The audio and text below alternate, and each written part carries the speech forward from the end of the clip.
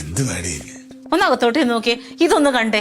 ഞാൻ എങ്ങനെ ഇട്ടിട്ട് പോയ അതുപോലെ കിടക്കുന്നു. ഇത്ര ആയ പെങ്കൊച്ചല്ലേ മാമ. ഞാൻ മാമി രാവിലെ ചോദിച്ചില്ല, ഞാൻ അപ്പുറത്തൊന്ന് പഠിക്കായിരുന്നു മാമ. അമ്മ വരുമ്പോഴത്തേക്കും വൃത്തിയാക്കാൻ പഠിക്കാന്ന് പറഞ്ഞാൽ ഒരു പണി ചെയ്യണ്ടെന്നാ. ഇടി എന്നാലും ഈ പാത്രങ്ങൾ എടുത്തതിനൊക്കെ അടുക്കളയിൽ തക്കുട് കഴിച്ചിട്ട് പോയി. അപ്പൊ ഞാൻ നിന്റെ ആങ്ങളല്ലേ ചെയ്യാൻ പതുക്കെ ചെയ്താൽ പോലെ അമ്മ വരുമ്പോഴത്തേക്കും ചെയ്യാന്ന് വിചാരിച്ച അമ്മ നേരത്തെ വരുമെന്ന് എനിക്കറിയായിരുന്നോ?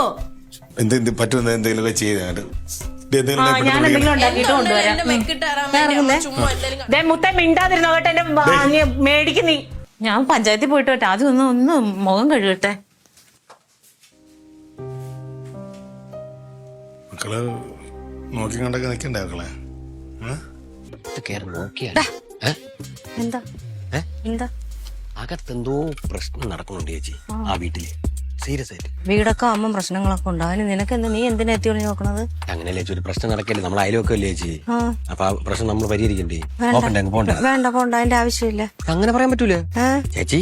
തന്നെ പോലെ തന്റെ അയൽക്കാരനെ നമ്മൾ സ്നേഹിക്കണമെന്നുണ്ട്. അപ്പൊ നമ്മൾ അയലല്ലേ ഇത്, അപ്പൊ നമ്മൾ നോക്കണ്ട ആണ്. പക്ഷെ നേരായ വഴി കൂടെ ഉള്ള ആണെങ്കിൽ നമുക്ക് സ്നേഹിക്കാം. നിന്നെ പോലെ അയലോക്കത്തെ പെണ്ണിനെ വായി നോക്കണതല്ല എന്റെ ചേച്ചി. കുറേ ദിവസം കൊണ്ട് ഇത് പറഞ്ഞോണ്ടിരിക്കുകയാണ്.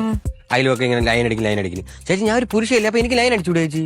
പറഞ്ഞില്ലല്ലോ, നീ ആരെ വേണോ പ്രേമിച്ചു, പക്ഷെ നമ്മളെ തൊട്ടടുത്ത വീട്ടിൽ നിന്ന് വേണ്ടെന്നേ പറഞ്ഞു. ചേച്ചി അതൊക്കെ വിട്. ഒരു കാര്യം ചെയ്യും ചേച്ചി, അങ്ങോട്ട് നോക്ക്. എന്തോ പ്രശ്നം ഉണ്ട്. എനിക്കൊന്നും വയ്യ. ഒന്നാമത് ആ കൊച്ചങ്ങ് മാത്രമേ അവിടെ ഉള്ളെന്ന് തോന്നുന്നു. അങ്ങോട്ടെങ്ങാനും പോയാ നിന്റെ കയ്യും കാലും ഞാൻ തല്ലി ഒടിച്ചിടും. എന്റെ സുലി ചേച്ചി, ഇതുപോലത്തെ ഒരു പ്രണയ വിരോധം ഞാൻ എന്റെ ലോകത്ത് കണ്ടിട്ടില്ല. ഇപ്പൊ കണ്ടല്ലോ. വാ ചേച്ചി, ഒരാൾ പ്രേമിക്കുന്ന ഇത്ര തെറ്റാ ചേച്ചി? തെറ്റ് തന്നെ.